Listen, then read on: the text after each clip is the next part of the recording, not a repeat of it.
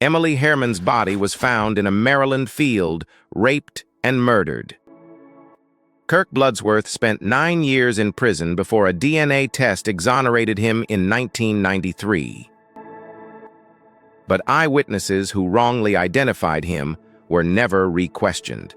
The 1980s legal system prioritized flawed eyewitness accounts over emerging DNA evidence. Bloodsworth's case became a pivotal moment in forensic science, reshaping criminal justice reforms. Emily, a 9-year-old girl, had lived just blocks from the crime scene, where she often skipped stones in a nearby creek. Her mother, a school teacher, had reported her missing the day after the murder. The field where her body was found was overgrown, hidden behind a chain-link fence that had not been inspected in months. Police arrived within minutes of the anonymous tip, but no one saw the killer. The only physical evidence was a torn dress and a semen sample, both left behind. Kirk Bloodsworth, a 19-year-old with no criminal history, was arrested 7 days later. 2 witnesses, both from the same neighborhood, claimed they saw him fleeing the scene.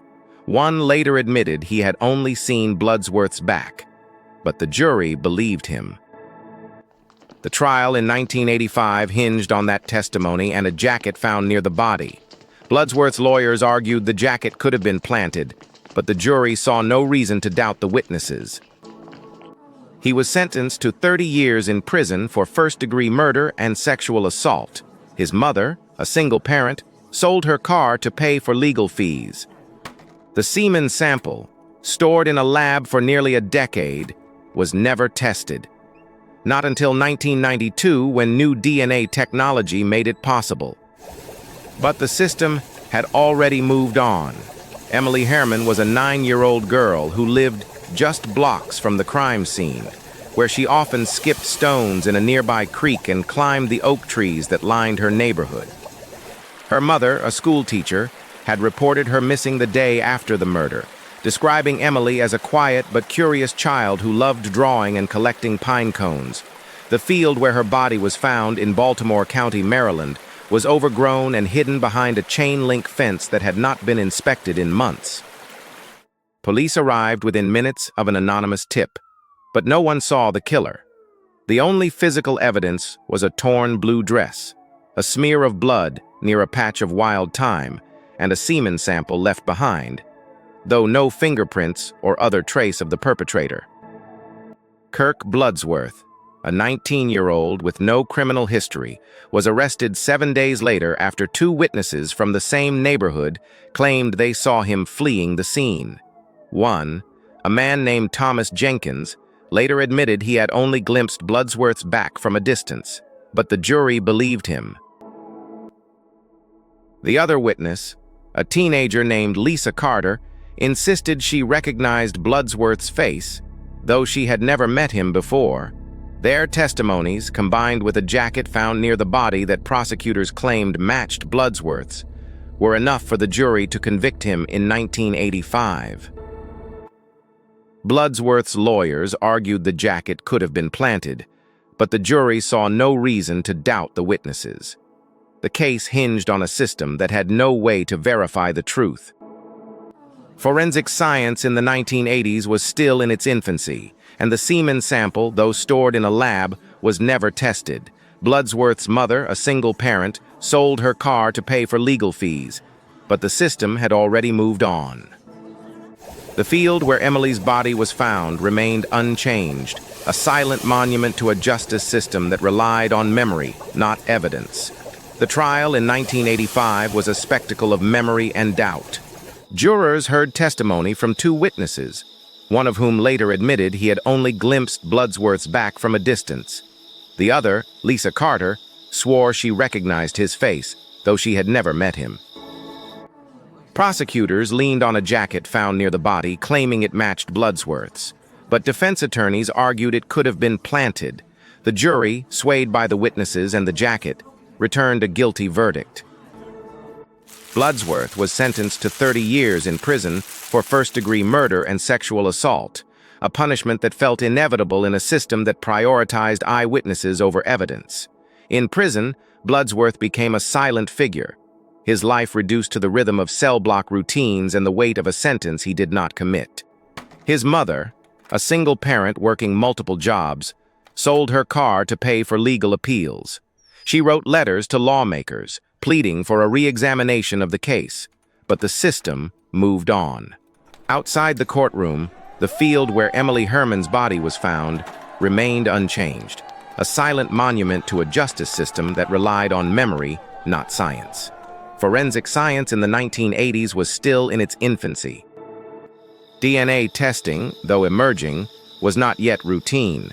The semen sample collected from the crime scene was stored in a lab but never tested. Bloodsworth's lawyers had no way to challenge the evidence, and the system had no mechanism to reevaluate cases with new technology. For nearly a decade, the sample sat in a drawer, its potential ignored. The legal system had no way to verify the truth, and Bloodsworth's fate was sealed by the same eyewitnesses who would later admit their confusion. The field where Emily's body lay remained a symbol of a system that trusted memory over science, and the real killer remained free. In 1992, the Maryland State Police Crime Laboratory retested the semen sample collected from the crime scene, a piece of evidence that had sat untouched for nearly a decade. The results, released in March 1993, shattered the foundation of Kirk Bloodsworth's conviction. The DNA did not match him. The sample, which had been stored in a lab drawer since 1984, was finally analyzed using emerging technology that could distinguish between individuals with near-perfect accuracy. William Franks, Bloodsworth's defense attorney, had fought relentlessly for this test, arguing that the legal system owed him a chance to prove his innocence. His persistence paid off when the state agreed to fund the analysis, a rare move in an era when post-conviction DNA testing was unheard of. On March 24, 1993, after 9 years, 1 month, and 10 days behind bars, Bloodsworth walked out of the Maryland Department of Public Safety and Correctional Services, his name cleared by science. The man who had once been sentenced to 30 years for a crime he did not commit was now a free man, though the weight of his ordeal lingered. His mother, who had sold her car to pay for legal appeals, finally saw justice, however delayed. Yet the victory was bittersweet. The real killer remained at large, their identity never uncovered.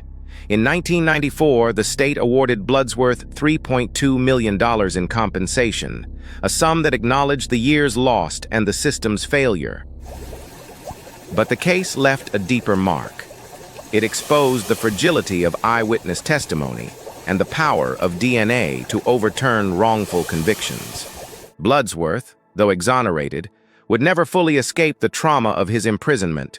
The field where Emily Herman's body was found remained a quiet testament to a justice system that had once trusted memory over evidence, and the man who had been wrongfully convicted became a symbol of the need for reform. Kirk Bloodsworth's exoneration became a cornerstone in the evolution of forensic science and legal reform. His case directly influenced the passage of Maryland's 1992 law authorizing post-conviction DNA testing, a groundbreaking measure that would later be adopted by other states.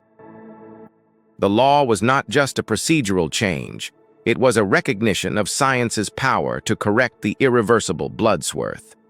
Now a free man did not simply fade from public view.